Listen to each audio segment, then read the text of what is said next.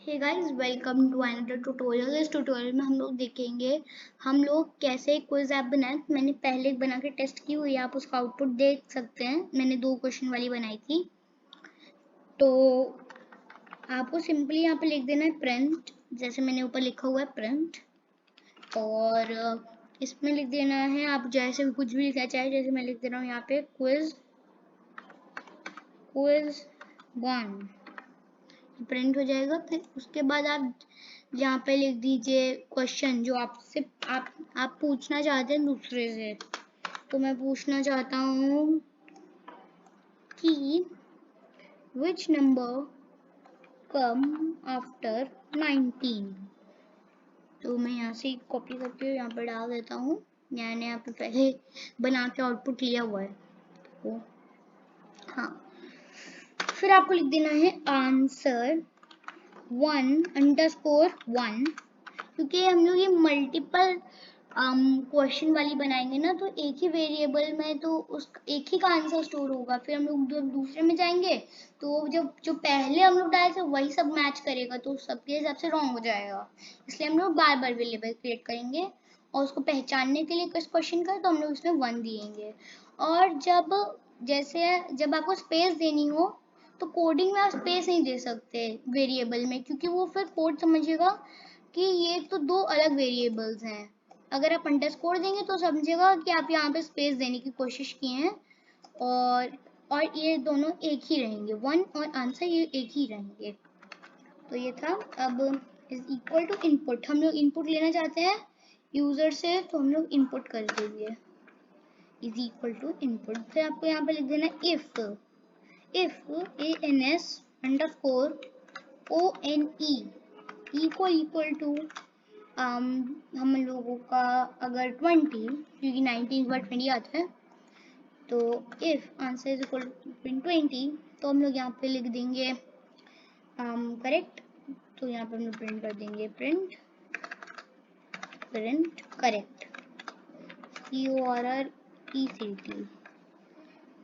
फिर आप अगर हम लोग कुछ और आंसर जैसे 19 के बाद हम लोग 21 दे दिए, तो उस कंप्यूटर बताना पड़ेगा ना कि ये रॉन्ग है, तो इसलिए हम लिखेंगे एल्स, अब नहीं तो एल्स। अच्छा देखिए, इफ जब खत्म होगा तो ये आप जो कोलन होते हैं ये वाले जरूर लगाइएगा, 2 डॉट वाले कोलन, नहीं तो ये एग्जीक्यूट नहीं करेगा इफ के अंदर जो कमांड है। तो फिर अगर ये कोलन लगाएंगे तो इफ के अंदर जो कमांड होगी फिर ही एग्जीक्यूट करेगा। ये कोलन लगाना बहुत जरूरी है एल्स इफ या एलएफ के बाद।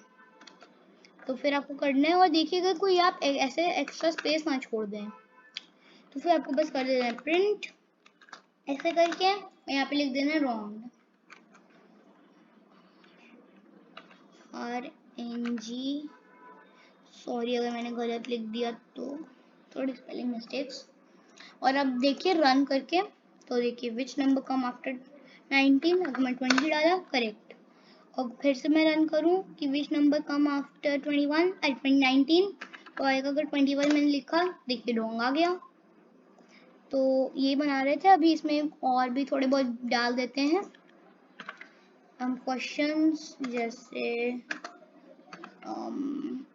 अभी यहाँ पे इसको जैसे अभी था, तो अभी इसमें तो एक नंबर स्टोर हो चुका है, तो हम लोग दूसरा एक वेरिएबल बना देंगे जिसका नाम होगा आंसर 2।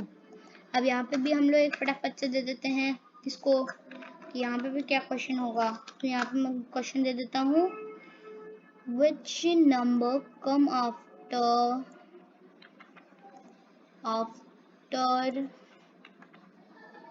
1963, तो इज इक्वल टू इनपुट। और अब देखिए यहाँ पे आंसर 1 है, तो ये भी इसी का इनपुट लगेगा, पर हम लोग उसको कर देना 2, ताकि ये इसका जो हम लोग इसमें डाले इनपुट वो ये है। और यहाँ पे हम लोग को लिख देना सिंपली 1964, 63 के बाद 64। अब प्रिंट करें रॉन्ग वही रहेगा, बस आपको एंटर मार देना है। 19 के बाद आएगा हम लोग का 20 करेक्ट, 63 के बाद 1964 करेक्ट। ये देखिए, अगर मैं दोनों में एक बार गलत भर के भी आपको दिखा देता हूँ, तो फॉर एग्जांपल मैं यहाँ पे कुछ भी नंबर डाल दिया, तो देखिए रॉन्ग। मैं भी यहाँ पे क्वेश्चन नंबर डाल दे रहा हूँ। देखिए यही था, और आप इसी को बस ऐसे ही मैं जैसे बताया इसी को कॉपी करके फिर आप यहाँ पर बस 2 की जगह यहाँ इन दोनों जगह पे आपको 3 कर देना है, फिर 4, फिर 5, फिर 6, फिर 7, फिर 8, जितने आप क्वेश्चन डालना चाहें डाल सकते हैं। तो मिलते हैं आपको नेक्स्ट वीडियो में। Thanks for watching.